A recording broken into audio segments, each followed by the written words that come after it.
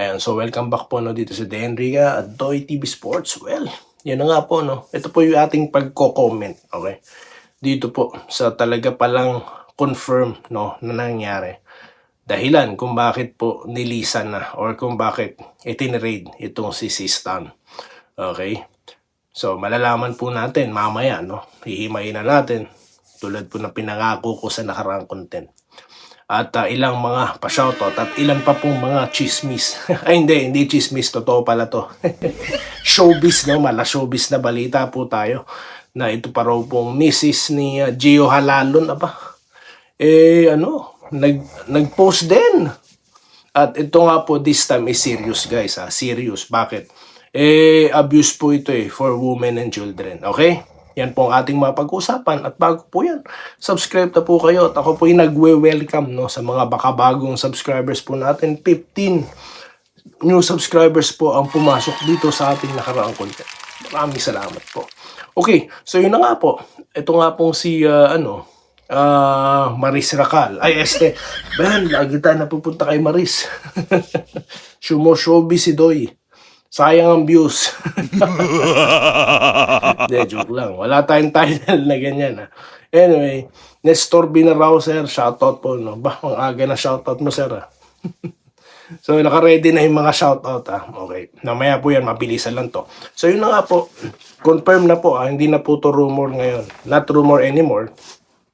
At yung mga nagsasabi po na trade, ang dami na konfirma dito sa pahayag na to ni Coach Tim Cone sa Power and Play ng dating commissioner na si Noli Ayala about dito nga sa pag-alis, pagkakatrade sa kanya kasama sa package para makuha si Abarrientos at si Stephen Holt, si Go na rin dahil nga po yan, hindi pala sila magkasundo na ito ni Coach Tim Cone. Ito po si Stan Hardinger at si Coach Tim Cone, yun na, di ba? Stan Hardinger at Coach Tim. Dahilan para siya i-let go na lang. Yun na lang po ang last resort, So mismo si Coach Tim Cone na po nag-confirm yan.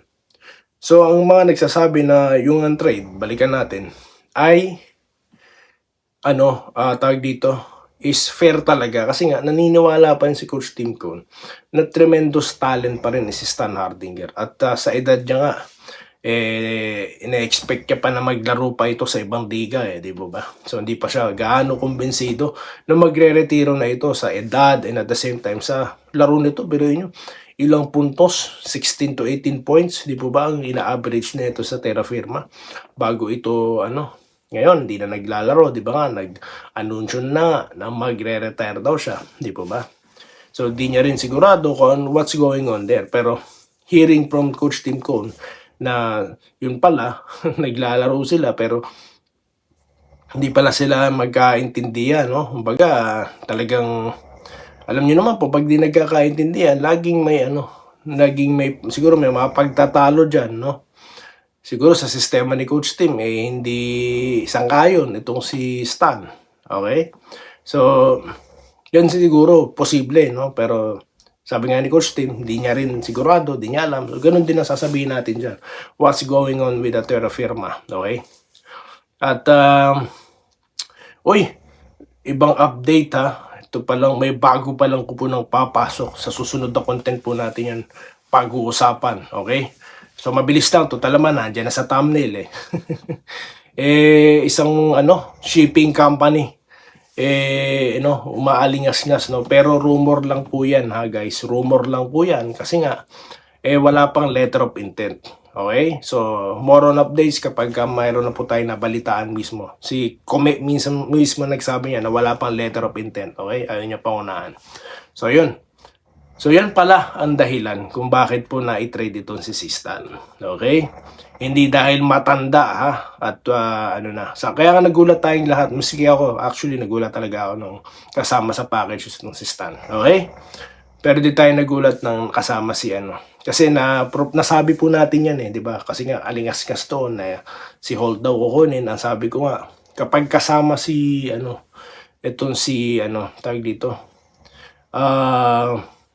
si Stanley Pringle, maniniwala ko ba? Hindi lang pala si Stanley, pati si Stan Hardinger sinama. Okay?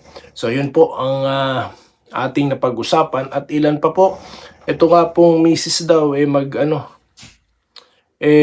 tawag dito, gusto niyang makulong itong si Gio, no?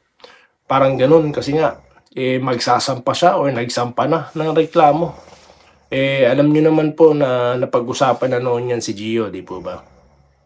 Personal po to, pero laman po ng headlines kaya nabanggit ko na lang din, no? Pero ayun, I don't want to give any comments on that. Mga personal na bagay po yan, okay? So, shoutout na po tayo. Ayan, ito po pag-usapan natin, mga pa-shoutout. Dito po kay Sir Danilo Empeno. Lord, sana manalo yung NST sa additional sa lineup. Paano kung matalo? Maghanap uli ng malakas na player si Chua. Long hair, sabi niya. Paano daw po kung matalo? Dapat lang po na sila, na kumuha pa ng players, no? Hanggat sa maging successful team po sila. At ito po sino pa ba? Ang dami po si Gerald Castillo, no? Kahit nasa adjustment period si Troy, malaki pa rin may tutulong niya. Ganoon din po dito kay Gerald Castillo. Kala ko si Maris Racal, pati na pala showbiz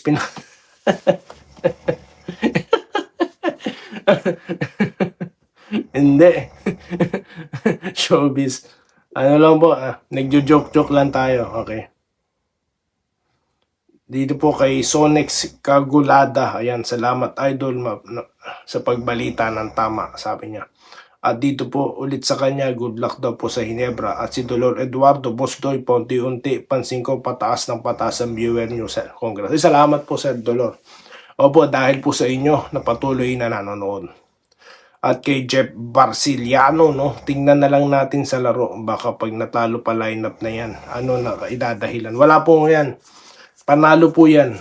Kay Ma'am Irene Quiles. Crowd favorite kasi ang Jeans. Kaya walang tatalo sa kanila. Parang Alaska lang yan, ma'am. Ganun din po kay Dario Latore. Bago po. Dapat lang si Garcia makalaro. Kita naman natin masipag si Garcia. Alaskati po yan. Yes, mabigyan lang po ng time. Erwin Versosa sa unang games ng Hinebra. Makakalaro na ba si Malonzo? Well, abangan po natin. For sure, this Commissioner's Cup, makakalaro na po sila. Kailan yan? May announcement po yan patungkol po sa kanilang health bulletin. Ano po? Irene Quiles, excited na po siya sa laban against dyan po sa NLEX.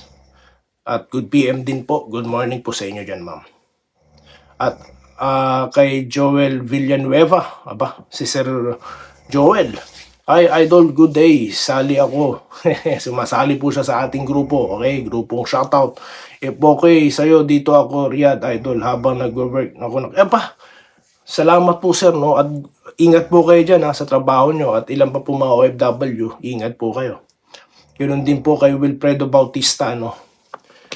Shoutout po sa inyong lahat. At yun lamang po guys ang ating napag-usapan. At muli, maraming salamat po sa inyong panonood. At magkita-kita po tayo sa mga susunod na video content dito lamang po sa Denrica at Doy TV Sports. Muli, maraming salamat po sa inyong panonood. Salamat po sa panonood. Subscribe na para sa mga susunod na basketball at boxing videos.